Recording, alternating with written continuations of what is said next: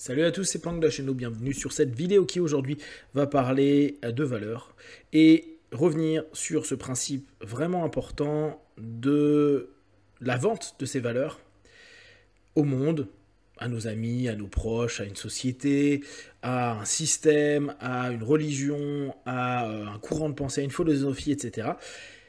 qui en fait sont juste là pour valider des aspects égotiques de nous-mêmes ou nourrir un self et une idéalisation de ce que l'on aimerait être, aimerait vendre, aimerait partager au monde, mais qui ne représente pas ce que l'on est et ce que l'on a réellement comme valeur en nous. La plupart du temps, vu qu'on n'aime que moyennement être un loser et quelqu'un de relativement médiocre, on va vendre beaucoup de choses qui peuvent nous mettre en valeur.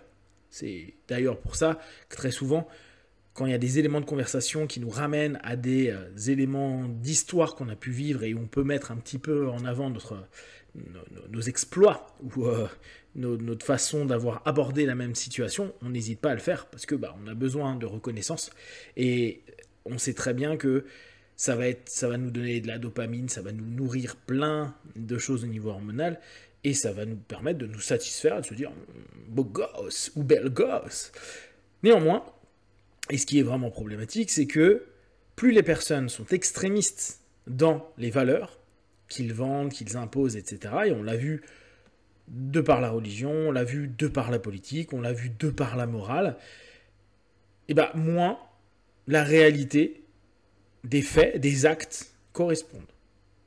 Il y a un delta.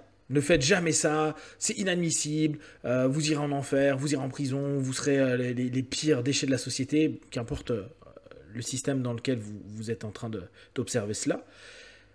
Au bout du compte, on s'aperçoit que ces mêmes personnes se retrouvent dans des affaires, des histoires, qui bien sûr touchent cette problématique-là.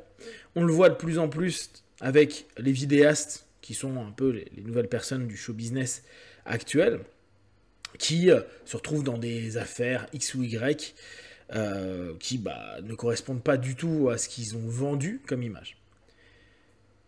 Le problème peut-être aujourd'hui, c'est qu'en plus de la capacité qu'on a à vendre des récits, des storytelling sur des valeurs, il y a une double distance avec l'écran. C'est-à-dire que on a des personnes qui vont vendre des idées.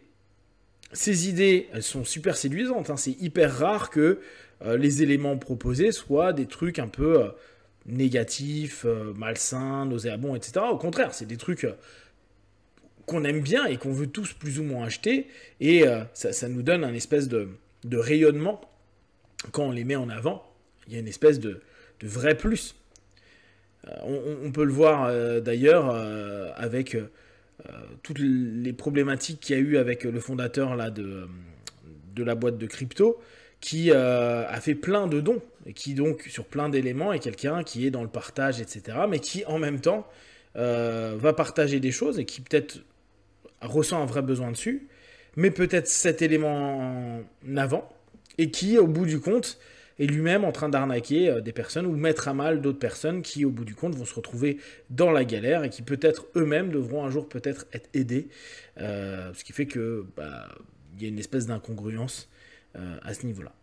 On a dès lors cette logique de se dire bon, eux, ils me le proposent, j'y crois ou j'y crois pas, mais le deuxième effet, c'est que autant je vends mon storytelling, ma valeur, autant l'écran donne aussi un autre masque. Donc, on va avoir une valeur qui est peut-être pas suivie, qui est peut-être juste séduisante et qu'on aime, on a acheté. En gros, on a validé l'idée, mais on n'a pas assimilé l'idée.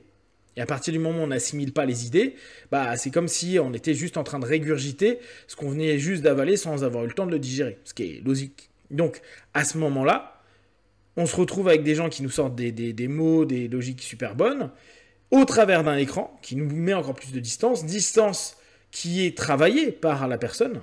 Vous êtes sûr que la personne qui se présente derrière un écran, que ce soit un politique, que ce soit un vidéaste, que ce soit un acteur, que ce soit un gars lambda, n'est pas forcément ce que vous pensez qu'il est. mais il vend une image pour développer son business, pour bien se faire voir, pour avoir des followers, pour avoir tout ce que vous voulez en fait. De là, la notion double de distanciation fait que on ne saura peut-être jamais si la personne a des actes qui correspondent. Et pas des actes vus. C'est facile pour des politiques ou des gens qui sont dans le showbiz ou des gens qui ont de l'argent de montrer, en plus en prenant plein de photos, en se faisant suivre par plein de gens qui font des lives, une grande générosité. Bon, admettons. Et tant mieux, hein, ça donne des choses à des personnes qui en ont besoin, et ça c'est cool. Par contre, on ne sait pas comment ils sont dans la vie privée. Quand je dis privé, c'est vraiment quand il n'y a pas de choses à vendre. Eux avec eux-mêmes, eux dans l'intimité. Intimité dans la notion athée du terme, hein. La notion la plus proche au niveau relationnel avec autrui. Et je ne parle pas de sexe là-dedans, hein, c'est vraiment une intimité d'esprit, de comportement, etc. C'est là où en réalité, on arrive à observer comment sont les gens et s'il y a ou pas congruence. Or, et vous le voyez bien, vous l'avez vu avec les politiques dernièrement, ils vont vendre des notions très féministes, très protecteurs, très ceci ou cela, ils se retrouvent dans des affaires complètement tordues où, au bout du compte, tout ce qu'ils ont vendu, c'était du bullshit. Par contre, oui, quand ils parlaient en interview ou quand les gens mettent en avant toutes ces grandes valeurs, ils vont se sentir outrés quand d'autres personnes sont pris dans des affaires en disant « Regardez, c'est inadmissible, ça manque de ceci ou cela ». Seulement, et je vous le rappelle, ce que je disais au début de vidéo, les personnes qui sont les plus extrémistes dans ces cheminements de valeurs sont souvent les personnes qui elles-mêmes sont les moins congruentes. Et ça, c'est vraiment à garder en tête. Plus on vous rabâche quelque chose, plus on vous dit c'est comme ça, plus vous allez vous rendre compte que c'est surjoué. C'est surjoué parce qu'il y a souvent un pattern à l'intérieur de nous qui est tellement puissant pour nous faire aller à l'envers qu'on veut vendre à fond l'autre chose comme une surcompensation. Je surcompense le fait que potentiellement je puisse être violent. Je reprends moi ce que je suis fondamentalement violent. Et je vais peut-être surcompenser le soyez dans l'amour, soyez bienveillant, moi je suis pour la paix, etc. Mais vraiment à fond, quitte à me mettre dans des trucs de avoir un gros peace and love, être constamment en train d'être dans des mouvements anti-guerre, pro-paix, etc., etc.